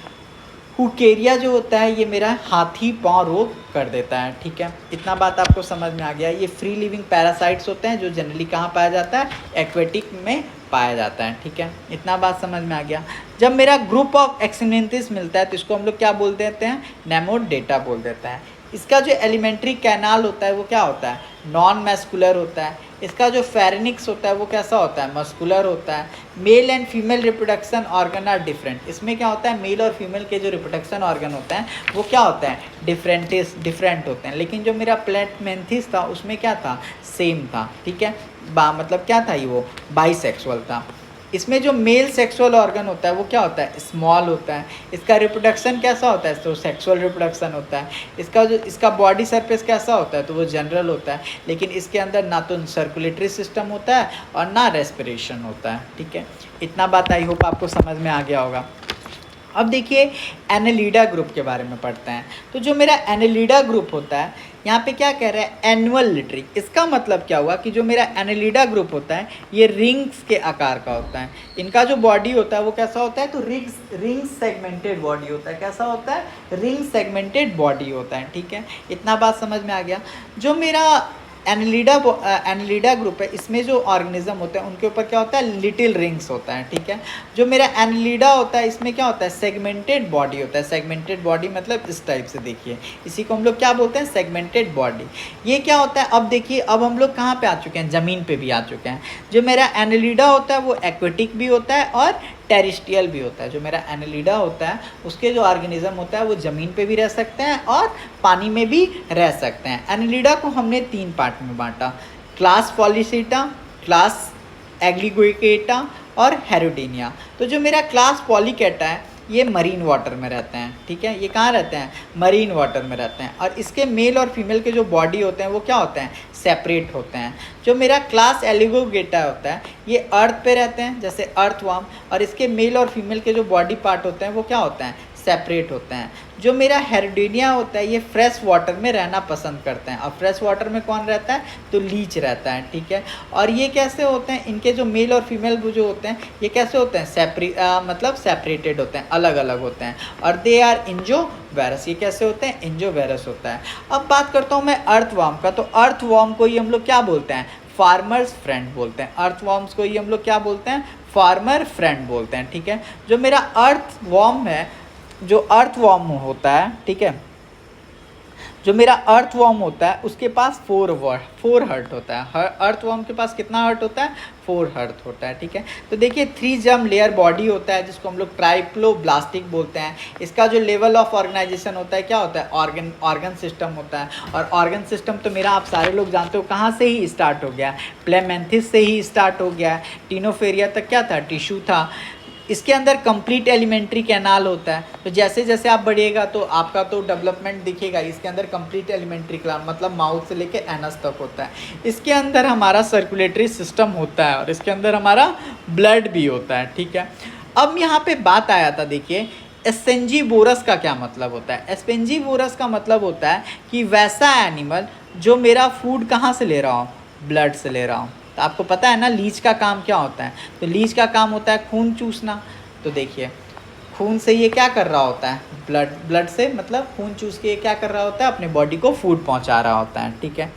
जो मेरा एनिलिडा है इसके अंदर डाइजेस्टिव सिस्टम होता है, सर्कुलेटरी सिस्टम होता है, ब्लड पाया जाता है, डाइजेस्टिव सिस्टम प्रेजेंट होता है। और अर्थवर्म इसके अंदर जो होते हैं उनके अंदर कितना होता है? 4 हर्ट इसमें पाया जाता है, ठीक है। अब हम लोग पढ़ेंगे आर्थ्रोपोडा ग्रुप के बारे में। मैं आपको बता दूं ये जो आर्थ्रोपोडा ग्रुप होता है ना ये सबसे बिगेस्ट फाइलम होता है, ठीक है। क्योंकि इस ग्रुप में 83% जो हमारा स्पीसीज होता है ना वो इसमें आ जाता है। तो मैं आर्थ्रोपोडा के बारे में आपको क्या बताया कि जो आर्थ्रोपोडा ग्रुप है वो सबसे बिगेस्ट, सबसे लार्जेस्ट ग्रुप है। क्यों?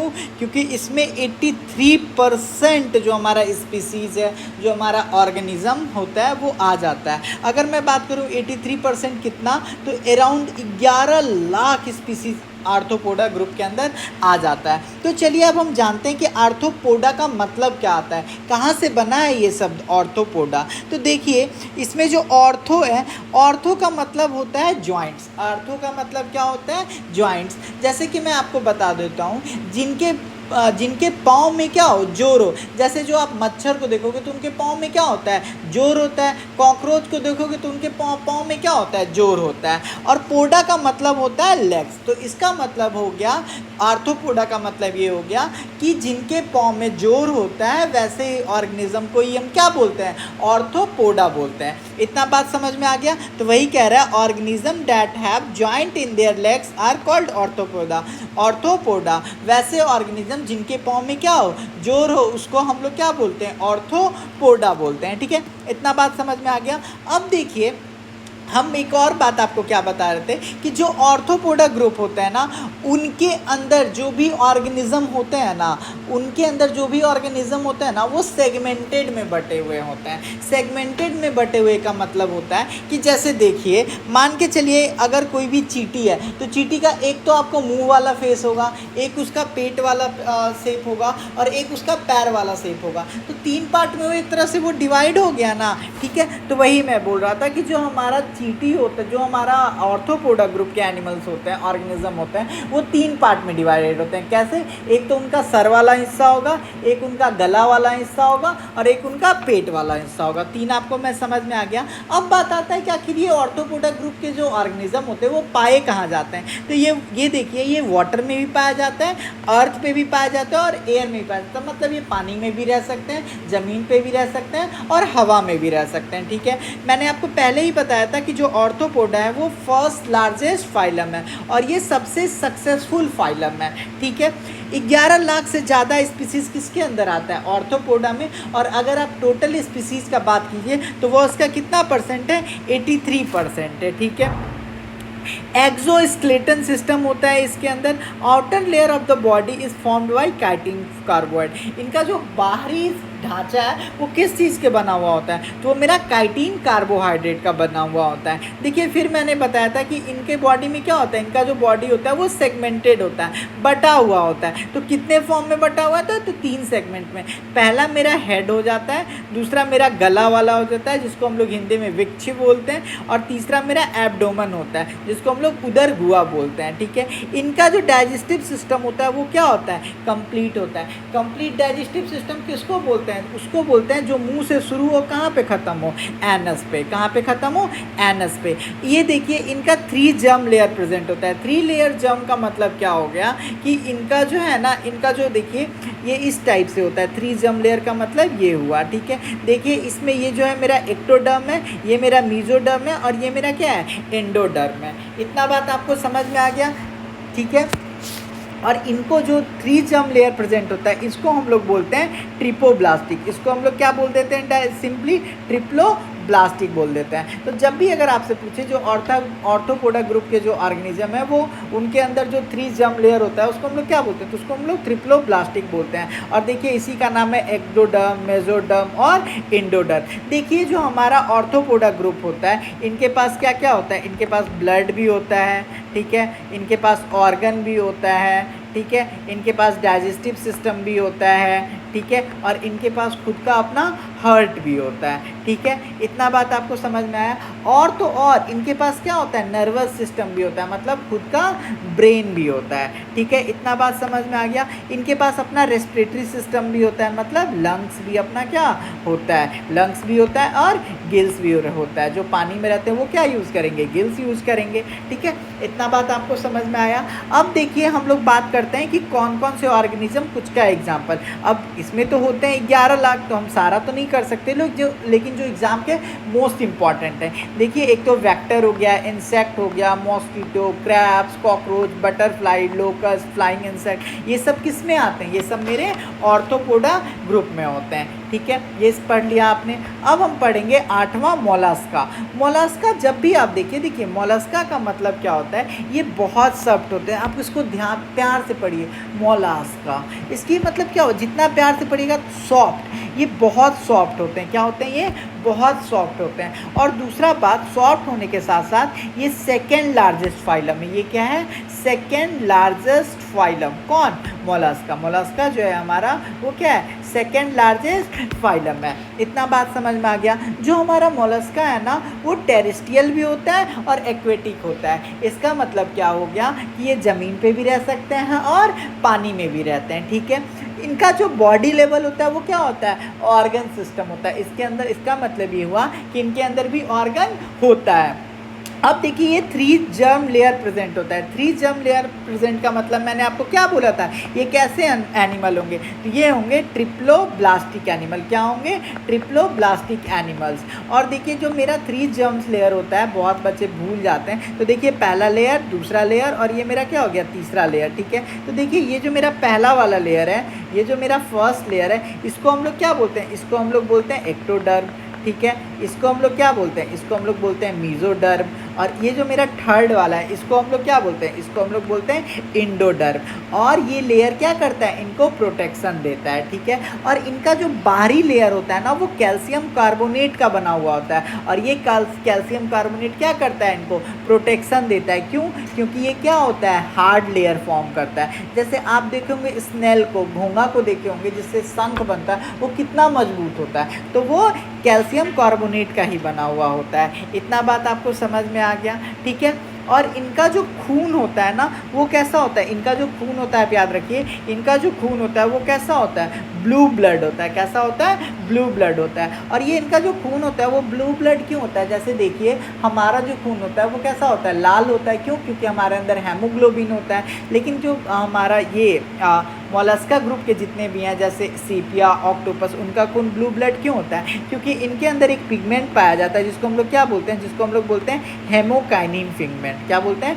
हेमोकाइनिन पिगमेंट। और ये हेमोकाइनिन पिगमेंट की वजह से ही इनका खून क्या होता है, इनका खून ब्लू ब्लड होता है। इतना बात आपको समझ में आ गया। अब इसका एग्जाम्पल का बात करते हैं, तो देखिए पिल्ला, पर्ल ऑस्टर, ऑक्टोपस, सीपिया, फिर मेरा क्या हो गया कटल फिश, ये सब मेरा क्या है कटल फिश, फिर मेरा क्या हो गया स्नेल, ये सब मेरा किसके एग्जाम्पल है, ये सब मेरे मोलस्का ग्रुप में जो आते हैं उसके एग्जाम्पल हैं, ठीक है। जो मेरा पर्ल ऑयस्टर होता है ना, इसका मतलब क्या होता है, इसका मतलब होता है मोती, इसका क्या मतलब होता है मोती। जो मेरा ऑक्टोपस है इसी को हम लोग क्या बोलते हैं डेविल फिश भी बोलते हैं, ठीक है। तो इसी के साथ आपका मोलस्का भी क्या हो गया ख़त्म हो गया। अब आप पढ़िए इकैनोडर्मेटा, देखिए इकैनोडर्मेटा जो होता है ये किस टाइप का ऑर्गेनिज्म है, तो those organism who have thrones on their body और कॉल्ड इकैनोडर्मेटा, ठीक है। देखिए यहाँ पे आप फिर से मतलब समझिए, इकैनो का मतलब क्या होता है। अगर आपको ये मतलब समझ लीजिएगा ना तो आपको बहुत कुछ क्लियर हो जाएगा।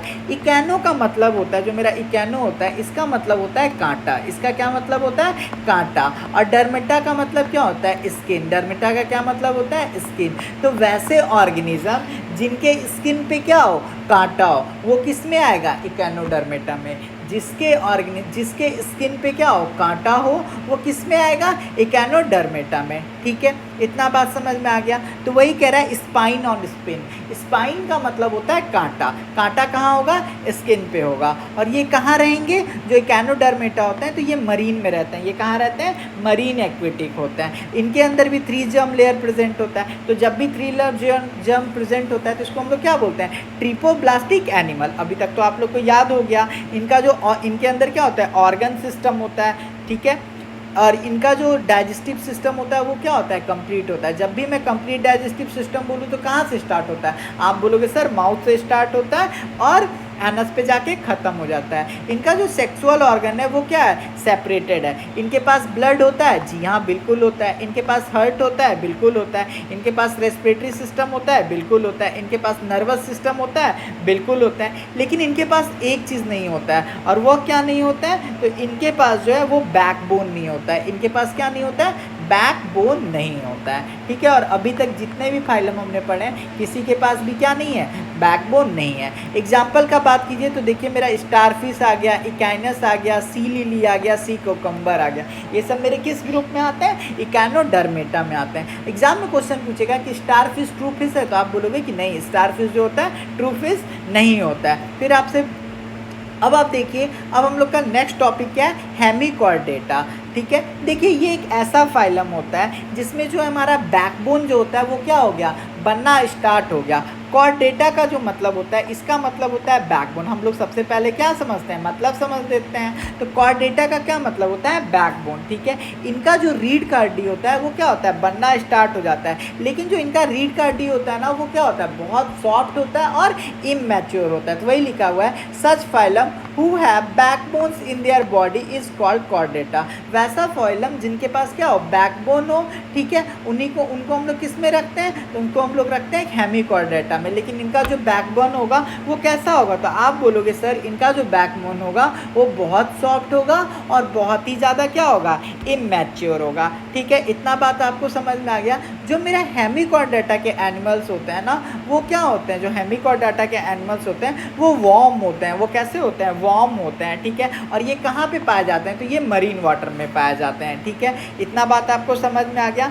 और ये कैसे एनिमल होते हैं, तो ये लेजी एनिमल्स होते हैं। ये कैसे होते हैं लेजी एनिमल्स होते हैं। मैं बात करूँ हेमिकॉर्डेटा के ग्रुप के, तो ये मिट्टी खाने वाले क्या होते हैं जानवर होते हैं। और ये कहाँ की मिट्टी खाते हैं, तो समुद्र की मिट्टी। तो वही लिखा हुआ रहता है eat sand filter feeder water minerals food. तो जो ये सैंड को क्या करते हैं खा जाते हैं। और सैंड में क्या होता है जो वहाँ पे समुद्र होता है तो मिनरल्स होता है, तो उसी से इनका क्या होता है काम चल जाता है, ठीक है। इनका जो रेस्पिरेशन होता है इनके अंदर रेस्पिरेशन सिस्टम होता है। और ये रेस्पिरेशन किसके थ्रू करते हैं, तो गल्फर के थ्रू करते हैं, जिसको हम लोग क्या बोलते हैं गिल्स बोलते हैं। क्यों, क्योंकि ये पानी के अंदर रहते हैं। इनका जो मेल और फीमेल पार्ट है वो क्या होता है सेपरेटेड होता है। क्या होता है सेपरेटेड होता है। और इनका जो रिप्रोडक्शन होता है वो भी क्या होता है एक्सटर्नल फर्टिलाइजेशन होता है, इंटरनल फर्टिलाइजेशन नहीं होता है। इनका जो जर्म लेयर होता है वो क्या होता है ट्रिप्लोब्लास्टिक। ट्रिप्लोब्लास्टिक मैंने क्या बताया था, जो सबसे अंदर वाला एक्टोडर्म मेजोडर्म और एंडोडर्म। इनका जो बॉडी प्लान है वो क्या है ऑर्गन सिस्टम है। क्या है ऑर्गन सिस्टम। इनका जो ब्लड है वो कैसा होता है ओपन सर्कुलेटरी सिस्टम होता है, ठीक है।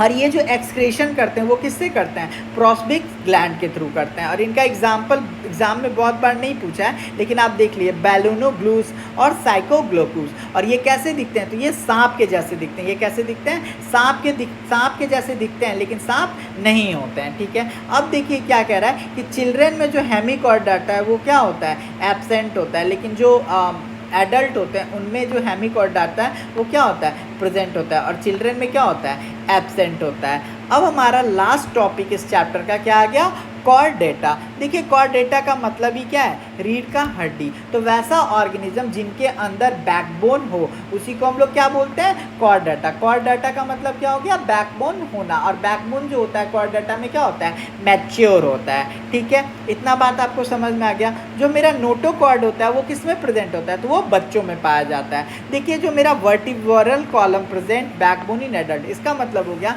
जो हमारा रीढ़ का हड्डी होता है ना उसी को हम लोग क्या बोलते हैं, वर्टिब्रल कॉलम बोलते हैं। जो हमारा रीढ़ का हड्डी होता है उसी को हम लोग क्या बोलते हैं, वर्टिब्रल कॉलम बोलते हैं। तो जो मेरा रीढ़ का हड्डी होता है वो क्या होता है, ह्यूमन में प्रेजेंट होता है, एनिमल्स में प्रेजेंट होता है, बैकबोन इन अडल्ट, ठीक है। इनका भी जर्म लेयर क्या है, तो जर्म लेयर वही सेम है, ट्रिप्लोब्लास्टिक। और ट्रिप्लोब्लास्टिक में क्या होता है, एक्टोडर्म, मेसोडर्म और इंडोडर्म। ये सबसे अंदर वाला, ये बीच वाला और ये सबसे बाहर वाला, ठीक है।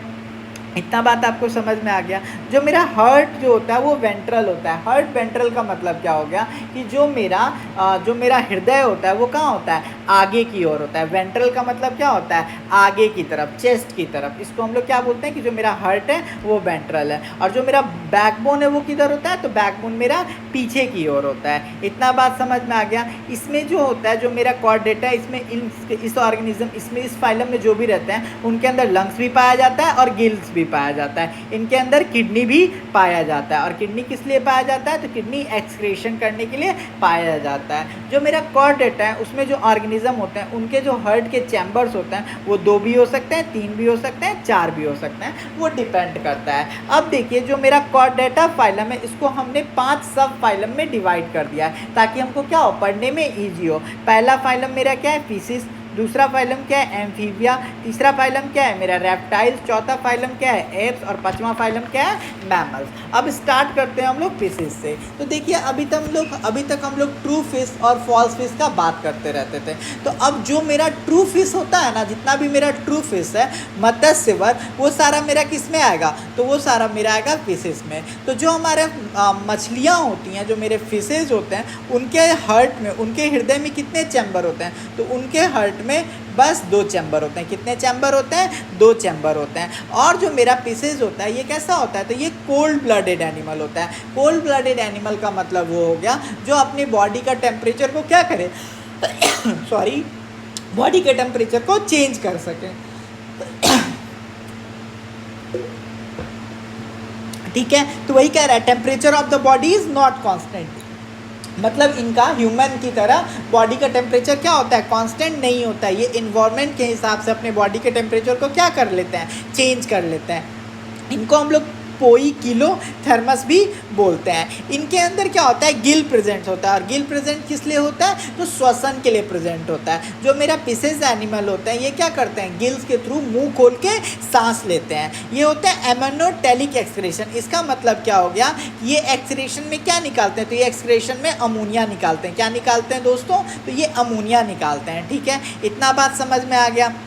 इनका जो सेक्सुअल ऑर्गन होता है वो क्या होता है, सेपरेटेड होता है। ये क्या होता है, पॉइजन स्टिंग इनके पास होता है, ठीक है। इतना बात समझ में आ गया। अब देखिए इनके पास खून होता है, जी हाँ बिल्कुल होता है। इनके पास लंग्स होता है, बिल्कुल होता है। इनके पास गिल्स होता है, बिल्कुल होता है। इनके पास किडनी होता है, बिल्कुल होता है। किडनी के थ्रू ये क्या निकालते हैं, अमोनिया निकालते हैं, ठीक है। अब देखिए इनका एग्जाम्पल यहाँ पे क्या है, स्क्लोडियन डॉग फिश। जो स्क्लोडियन डॉग फिश होता है इनके अंदर क्या होता है, इनके अंदर सूंघने का शक्ति होता है, हिप्पोकैम्पस। इसको हम इंग्लिश में क्या बोलते हैं, सी हॉर्स बोलते हैं। ये घोड़े जैसा दिखता है, समुद्री घोड़ा भी इसको बोलते हैं। फिर मेरा क्या है, गैम्बूसिया है, ठीक है। ये इसको हम लोग क्या बोलते हैं, मॉस्किटो फिश, मतलब क्या बोलते हैं इसको, मॉस्किटो फिश। फिर मेरा क्या है, स्टोन फिश, पत्थर मछली। फिर मेरा क्या है, एक्सोटस। ये देखिए यहाँ पे गलत लिखा हुआ है। एक्सोटस जो है मेरा, इसको हम लोग कौन सा फिश बोलते हैं, इसको हम लोग बोलते हैं फाइटिंग फिश। इसको हम लोग कौन सा फिश बोलते हैं, तो इसको हम लोग बोलते हैं फाइटिंग फिश। फिर मेरा है ट्रोपेडो। ट्रोपेडो जो है, ट्रोपेडो और प्रेस्टिस जो है, ये एक तरह का घर में रहने वाली मछली है। एक तरह का किस टाइप की मछली है? घर में रहने वाली। और घर में कैसी रहेगी? तो भैया घर में हम एक्वेरियम में रखते हैं। किस में रखेंगे? एक्वेरियम में इसको रखते हैं। जो मेरा शार्क है, बैटल है, ये मेरा किस टाइप का है? तो ये मेरा फ्लाइंग फिश है। ये मेरा क्या है? फ्लाइंग फिश है। ठीक है, नेक्स्ट आइए। अब देखिए मेरा क्या कह रहा है? एम्फीबियंस। एम्फीबियंस शब्द का मतलब ही क्या होता है? एम्फी का मतलब होता है डुअल और बायोस का मतलब होता है लाइफ। एम्फी का मतलब होता है डुअल और बायोस का मतलब क्या होता है? लाइफ। जो अर्थ और वाटर दोनों जगह रहे वो क्या होता है? वो मेरा एम्फीबियंस होता है। जो अर्थ और वाटर दोनों जगह रहे उसी को हम लोग क्या बोलते हैं? एम्फीबियंस बोलते हैं। जो मेरे एम्फीबियंस होते हैं वो कितने चैम्बर हर्ट वाले होते हैं? तो वो 3 चैम्बर होता है उनके हर्ट के पास। और ये कैसे होते हैं? तो ये कोल्ड ब्लडेड होते हैं। इनका जो हर्ट होता है क्या होता है? ये कोल्ड ब्लडेड होते हैं। इनके पास हर्ट होता है। इनका जो रेस्पिरेशन होता है वो किसके थ्रू होता है? तो स्किन के थ्रू होता है, गिल्स के थ्रू होता है और लंग्स के थ्रू होता है। जो पानी में रहेगा वो गिल से, जो ज़मीन पे रहेगा वो किससे? लंग्स के थ्रू। ठीक है, और इनका जो हर्ट होता है उसमें कितने चैम्बर? 3 चैम्बर। इसका मतलब यहाँ पे क्या होता है? हर्ट होता है। इनका जो सेक्सुअल ऑर्गन होता है वो क्या होता है? सेपरेटेड होता है। ठीक है, देखिए यहाँ पे क्या है? टैडपोल। टैडपोल का जो मतलब होता है, इसका मतलब होता है छोटा बच्चा फ्रॉग का। फ्रॉग, हाइला, स्लेमेंड्रा। ठीक है, जो मेरा एम्फीबियंस होते हैं इनके अंदर भी क्या पाया जाता है? एक पेयर में किडनी पाया जाता है। ठीक है, और फ्रॉग का जो साइंटिस्ट नाम है वो है क्या? राना टिग्रीना। फ्रॉग का साइंटिस्ट नाम क्या है? राना टिग्रीना। ठीक है, अब पर ये रेप्टाइल्स। रेप्टाइल्स जो होता है यहाँ पे क्या लिखा है? Creep and crawls animals. Creep and crawl का मतलब क्या होता है? रेंग के चलने वाले जीव। क्या होता है? रेंग के चलने वाले जीव। वैसे जीव जो रेंग के चलते हैं वो किस में आते हैं? रेप्टाइल्स में आते हैं। ठीक है, ये टेरिस्ट्रियल होते हैं। ये कहाँ रहते हैं? टेरिस्ट्रियल में रहते हैं। इनका जो हर्ट होता है वो कितना चैम्बर्ड होता है? तो इनका भी हर्ट कितना चैम्बर का होता है? 3 चैम्बर का होता है। ये भी कैसे होते हैं? कोल्ड ब्लडेड एनिमल होते हैं। कोल्ड ब्लडेड एनिमल का मतलब क्या हुआ? ये टाइम के हिसाब से अपना बॉडी का टेम्परेचर को क्या करते हैं? चेंज कर लेते हैं। इनका जो सेक्सुअल ऑर्गन होता है वो क्या होता है? डिफरेंट होता है। इनका जो फर्टिलाइजेशन, रिप्रोडक्शन प्रोसेस होता है वो क्या होता है? तो ये इंटरनल फर्टिलाइजेशन होता है। ये रेस्पिरेशन किसके थ्रू करते हैं? तो आप बोलोगे ये रेस्पिरेशन लंग्स के थ्रू करते हैं। ठीक है, एग्जाम्पल का बात कीजिए तो ट्रोट्राइज हो गया, कैल्टोज हो गया, king cobra, black mamba, alligator, crocodile. Alligator का मतलब क्या होता है? घड़ियाल होता है। विप्रा, हेल्ड्रॉन, पॉइजन लेजार्ड। जो मेरा पॉइजन लेजार्ड है ये जहरीली छिपकली होता है। ये अगर आपको काट लिया तो आप क्या हो जाओगे? मर जाओगे। और जो मेरा गार्डन लेजार्ड होता है ये क्या होता है? घर में रहने वाला छिपकली होता है। अब बात करते हैं एप्स के बारे में। तो वैसा ऑर्गेनिज्म जो फ्लाई कर सके या फ्लाइंग ना कर सके वो सारे मेरे किस में आ जाएंगे? एप्स में आ जाएंगे। और एप्स में जनरली कौन आता है? तो बर्ड्स आता है। कौन आता है? तो बर्ड्स आता है। फ्लाइंग करने वाले भी और नॉन फ्लाइंग करने वाले भी। कि जैसे मेरा जो ऑस्ट्रिच है वो क्या है? फ्लाइंग नहीं कर पाता। जो मेरा ऑस्ट्रिच है वो फ्लाइंग नहीं कर पाता है। जो एप्स होते हैं उनके हार्ट में कितने चैम्बर? तो 4 चैम्बर होते हैं। ये एक्सक्रेशन कैसे करते हैं? तो किडनी के थ्रू करते हैं। एप्स जो होता है इनके अंदर क्या होता है? पंख लगा हुआ रहता है। और ये जो पंख लगा हुआ रहता है ये उनको उड़ने में क्या होता है? हेल्प करने रहता है। तो इनके अंदर जो एक फ्लाइंग बोन होता है, इनके अंदर क्या होता है? एक फ्लाइंग बोन होता है जिसको हम लोग क्या बोलते हैं? प्नेमेटिक बोन। और ये एक कौन सा है? ये फेदर्स, जो मेरा पंख है उसके बीच का हड्डी होता है जो पक्षियों को उड़ने में क्या करता है? हेल्प करता है। ठीक है, जो मेरा प्नेमेटिक बोन है ये क्या होता है? फ्लेक्सिबल होता है। और ये मेरा इसीलिए हम इसको क्या बोलते हैं? प्नेमेटिक बोन या उड़ने वाली हड्डी।